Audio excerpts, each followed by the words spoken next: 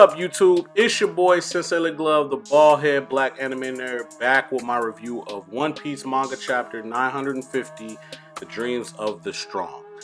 And this was a very solid chapter. I'll start out by saying that, but I don't know. I have some mixed feelings about this chapter overall, just because of kind of some things that were shown to us. And, you know, the way I think some of those things have made other things that we've already seen, I guess, less impactful in a way. But I guess we can hop straight into it. The chapter, you know, picks back up back in Udon, but you know, here's a little twist. We get started out with Kid. I've really appreciated the shift to what, you know, Kid's motive is. You're showing us that, although you're showing us via flashback. I'm actually cool with that. I had no issue with us starting out with Kid, so that was fine. We find out that, you know, Kid has no intentions of going with Luffy, but I was also kind of confused by what his intentions were, which I think Oda purposely is doing that to kind of, I don't want to say mislead us, but just not really give us everything at the forefront, if that makes sense. So, you know, he says to Luffy, are you going to go fight Kaido again? Luffy says, yeah, are you coming with? He says, hell fucking no. Did you not see what happened to my partner? So that exchange kind of like throws me off. But I don't know necessarily if it's written where it's Luffy asking Kid, are you going to go fight Kaido?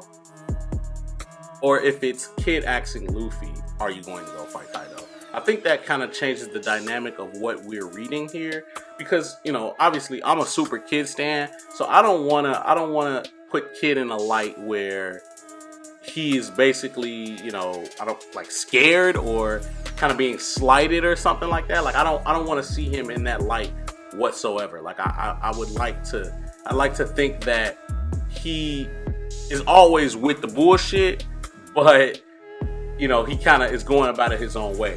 But, you know, shortly after that, we kind of get the explanation as to why he's telling Luffy no. He's saying, you know, you see what you did, you see what they did to my partner. I'm not trusting nobody again because Apu and Hawkins basically betrayed him. I'm gonna call Apu OPOO versus APOO because that nigga's an op. For all the people that are all of my viewers that wonder why I say that, you know why? Because that nigga's an op who he betrayed him, and so he's like, I'm not trusting anybody, which is something I totally understand because you did side with them. You guys were in alliance, and Kaido happened upon you guys, and you fucking got shit on, and next thing you know, you say no, I'm not fucking with you, and you end up in the prison. Your best friend's being tortured and forced to eat a fucking devil fruit that, you know, doesn't work, and the rest of your alliance is basically fucking working with the enemy, the person that did that to you. So I totally understand him saying like, I'm not trusting nobody again, but him not wanting revenge is very curious to me. But I don't know. I really just want to see kind of where his story plays out.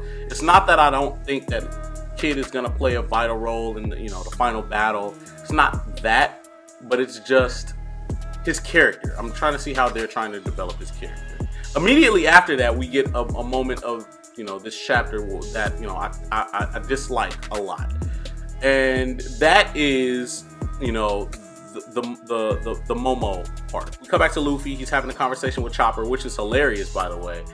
You know, Chopper telling him, yo, you know, don't play that tough shit. Like, you know, you was fucked up, bro. Like, stop playing with me. Apologize. He told his ass, apologize to me.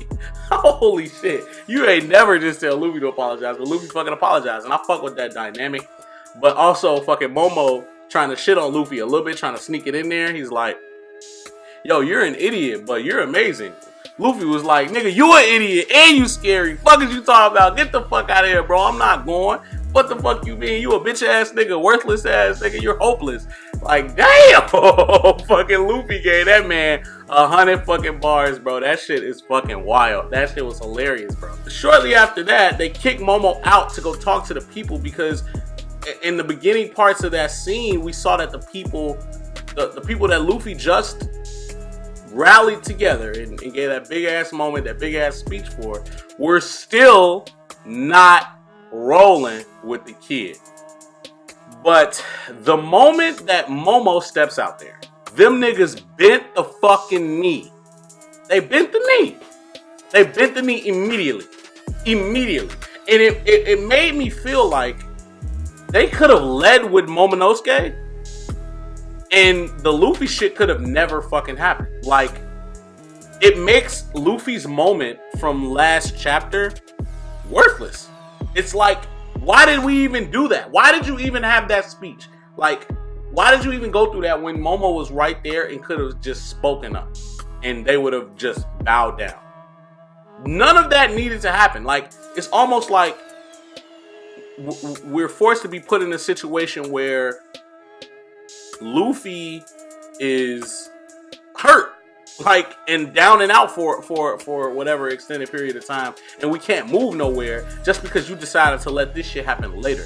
Like, they were gonna bow down to him whether Luffy was there or not because it's him. Like, damn, Oda, like, that really upset me. Like, I really, because you guys know how fucking hard I was pressing for Luffy last chapter in that speech, and it was a great fucking speech, but it just became meaningless in the following chapter when Momonosuke is the one that ultimately sways them, like, you know what I mean, to his side effortlessly. Like, the nigga had the nerve to come out there like talking like he was the shit. Like, oh yeah, I just knew what to tell y'all. Yo, calm down, people. I'm gonna tell y'all everything.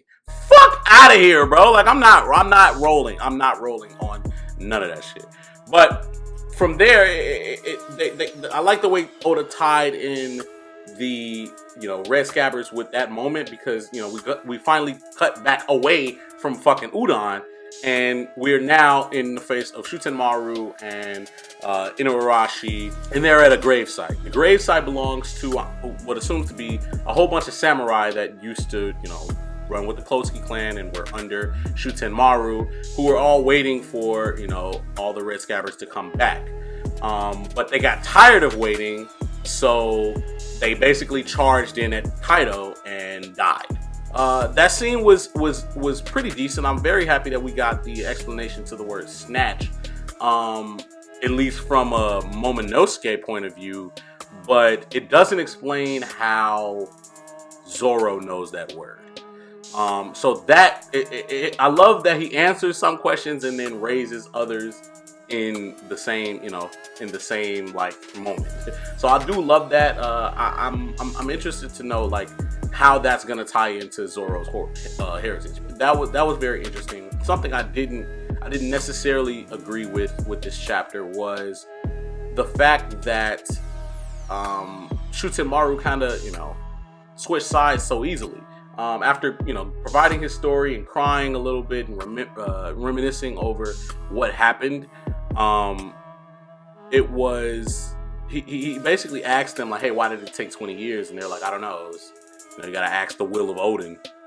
And he's like, well, all right, guys, let's we're gonna attack them at the fire festival. Like, well, that's it? Like, you just needed to show us this?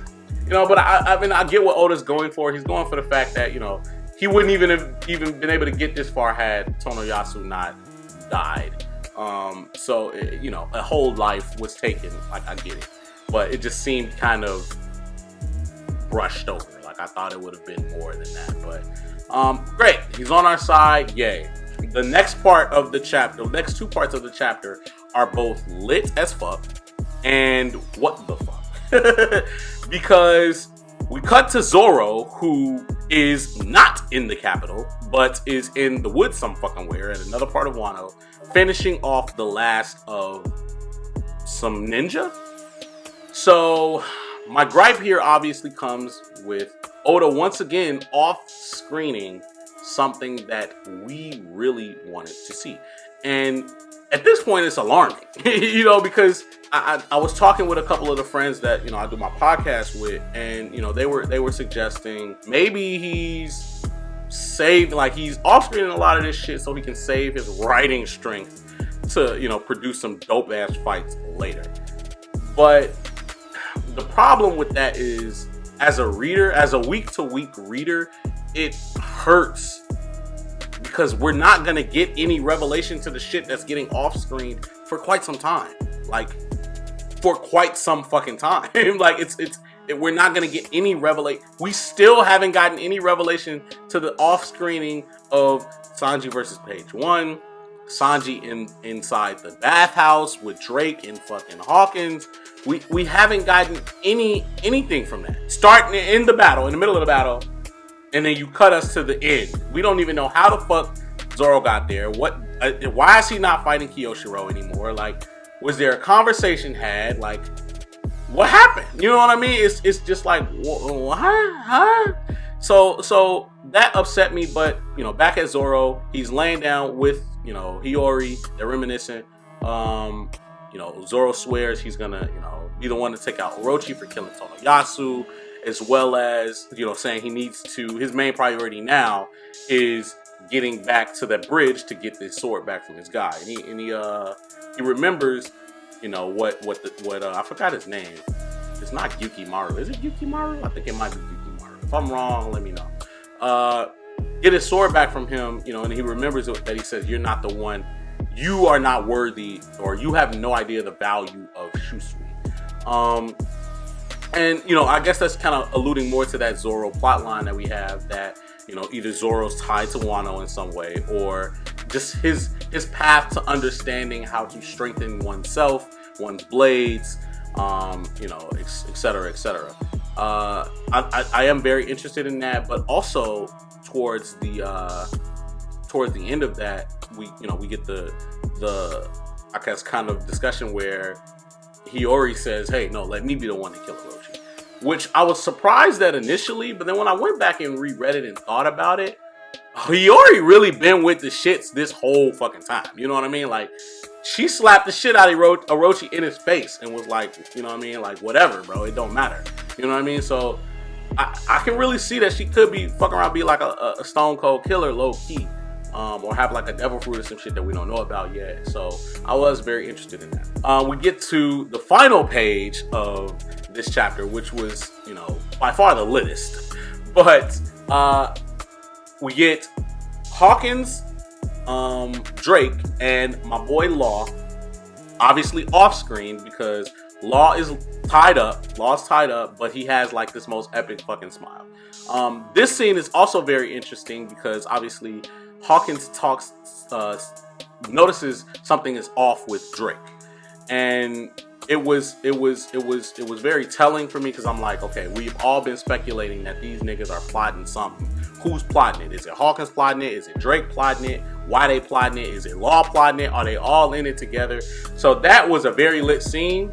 They're basically trying to torture him to get information out of him to figure out how the Hearts Pirates and the Straw Hats are working together. What is their plan? Yada yada yada. But Law is like smiling his ass off, like nah, I'm with all the bullshit. It's like, fuck with me. He had his arms folded and everything with the shackles on. I'm like, this is why Law that nigga. Like, this is why Law is that nigga. But I was extremely excited for that because it could be the gateway to the Supernova switching, because, you know, realistically this was a Supernova chapter because they are the strong, they are the warriors. It's the Supernova show. Like, it is. So this chapter really showed nothing but supernovas aside from Shuten Maru. It showed nothing but supernovas. Luffy, Kid, Killer, Zoro, Law, Hawkins, Drake. Straight up. Only person we missing, and we technically seen him earlier, was fucking Apu. I really want Oda to kind of expand on that. I want him to show it. Like, is it really like a switcheroo about to happen with Hawkins, Kid, and Drake? Like, do they have like a secret plan? Hawkins been moving hella shady for me. Drake just started being shady, if I'm being honest, with the whole Nami thing. But we don't know if that was supposed to be a Nami thing or if that was supposed to be like a fanboying for Sanji thing. Like, I don't know, but I appreciate Oda for that. Although he off-screened, you know, the encounter. I don't think that they fought. I think Law gave himself up willingly and probably has been getting like punched around, which is why he was bleeding. But that was a very dope ending to the chapter. Overall, I would have to give this chapter like a 3.5 out of 5 if I'm being honest. Just because that Momonosuke moment really hurt me. Like, it was a great moment. If that would have happened last chapter without the whole Luffy shit, that moment would have been fire for me. Honestly. It's a great moment by itself, you know, just seeing that they bow down to him, they respect him, and he knows, like, they don't see me, they see my father. Like, I'm just a shadow of what was, but I still need to run these niggas. Like, that was great, bro. I fucked with that. You know what I mean? Like, Momonosuke could have had his own, you know, coming of maturity story versus Luffy. You know what I mean? He could have. We appreciated the Luffy one. But don't do both right after each other, because one's gonna knock out the other. You gotta make that a completely different situation, if that makes sense. Like, it can't be right after, you know what I mean? It can't be the same situation, just two different people, because that's gonna cancel one out. So that I had a serious problem with that. And then just him off screening some stuff that I really wanted, that I know a lot of people wanted to see. Obviously, we have faith that it's gonna pay off in the end, but it just feels like you give us the beginning of something and then off screen it and then give us either the end or just something completely different. It's like, what the fuck happened? You know what I mean? Like, it wasn't so bad with Law as it was with Zoro, because Zoro was in a completely different situation. I can understand, like, the setup given with Law could make so much sense that he would end up captured, smiling, and bloodied, like, because he's not gonna, you know, hurt his crew. But with Zoro, you were in a full-on duel with a nigga. Like, how the fuck you end up not in that duel and now fighting random fucking ninja? Like, what is happening? What happened? You gotta give me something, not just, oh, they escaped. Like, that's the same with that Sanji shit. What happened? You were in a full-fledged duel with a nigga. Like, I don't know, man. But 3.5 out of 5. Fuck with your boy Sensei LeGlove. Like the video if you liked what I had to say. Dislike the video if you didn't like what I had to say. We can talk about it in the comments down below. I'm all for the conversation. Fuck with your boy Sensei LeGlove. Follow me on Twitter, Sensei LeGlove. Instagram, Sensei LeGlove. Don't worry, guys. I still am going to do my milestone video for my 100 subscribers. Not a lot, but, you know, still got to do a little something. So that is coming. Be patient with me. It's a lot going on. Like I said, it was just my birthday. I'm still recovering from that weekend. It was fucking wild. But yeah, still just be patient with the kid. Other than that, fuck with your boy Sensei LeGlove. I'm out.